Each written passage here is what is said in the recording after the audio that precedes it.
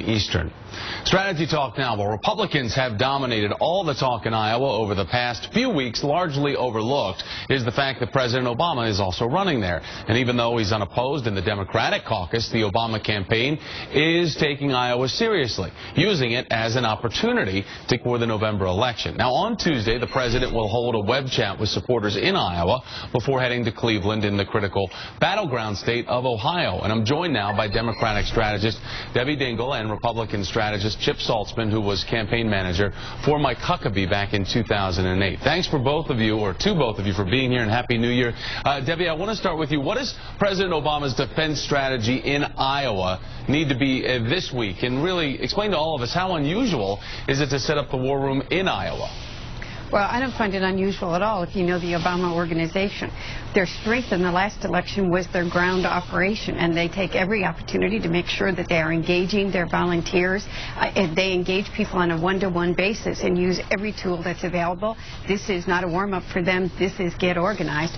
But, two, with all of the national media focused on Iowa, you can't let the Republican message go unchallenged, and people have to be reminded of what the November choice is going to be. It's going to be about the economy. It is important in the next few days that he talk about what is really at stake. You'll see that today when they have a worker that was let go, when Mitt Romney's business bought that business. They need to remind people, and are going to remind people, about what this election is really about and who are they going to trust. And it's really about the middle class on the economy. Well, it is about the narrative and what people are listening to. Chip, could Iowa, which has flipped between Democrats and Republicans in the past decade, could it flip again?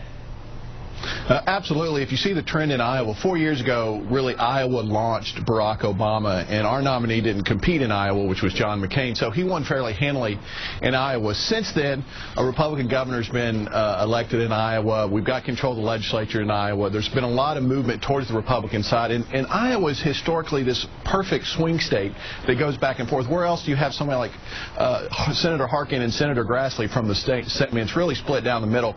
I think we're going to have a great opportunity the win in November, and as you look at the electoral map, kind of the 18 states that matter to elect a president, Iowa's right there on the board, and you know the Democrats need to win it if they're going to lose Ohio and Florida. That's why the president's going there. I think we've got a great shot to win Iowa in November, whoever our nominee is. And Debbie, as Chip brings up Ohio beyond Iowa, what should be Team Obama's strategy for getting to that magic number of 270, the electoral votes?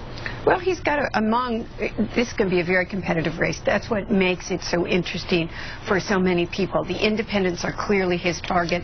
Battleground states are throughout the Midwest. States like Michigan are not states that you can take for granted that people traditionally have. Many of the union workers that you think of traditionally as being Democratic view themselves as independent. He's got to continue to get his message across, and he will be. He'll be talking to people in the middle class who are scared about their future.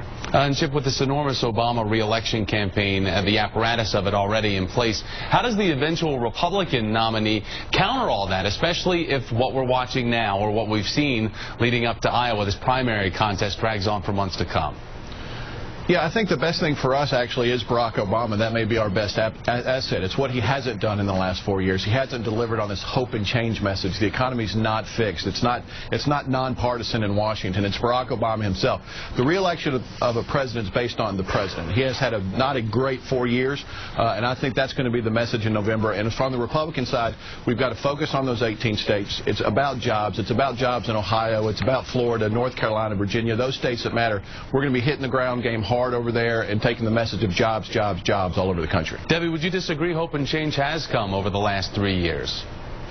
I think that it's been a very challenging 3 years, but the people are better off than they were when this entire economy was about to collapse.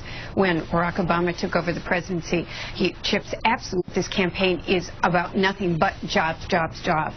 And by the way, the disparity that's occurring between the 99% in this country, do they have hope? Who is going to take care of them? Who is going to take care of their security? They're worried about their housing prices, their grocery prices, and their jobs. We're all going to talk about it, and in the end, I think they're going to trust Barack Obama more. Chip, who do you see as the eventual nominee?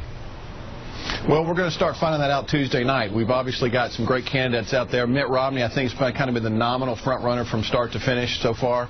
But there's a lot to. They just start voting Tuesday, so we got a lot of primary left before we find out who our nominee is. We shall see. Again, Happy New Year to both of you. Thanks for your time this morning. I appreciate it. Happy New Year to you. Happy New Year.